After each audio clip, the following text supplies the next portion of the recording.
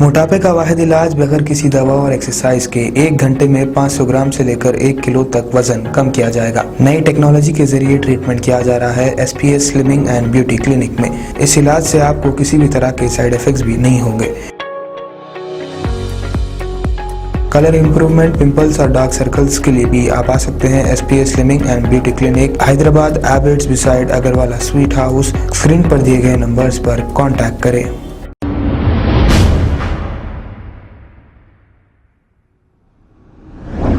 अस्सलाम वालेकुम नाजरीन, मैं हूं अब्दुल अयाज। आइए देखते हैं आज का ये खबरनामा। AIMIM Hyderabad parliament MP Asaduddin Owaisi ने तेलंगाना हुकूमत की जानिब से शुरू किए गए आसारा स्कीम के तहत अवाम में आसारा कार्ड्स तकसीम किए हैं।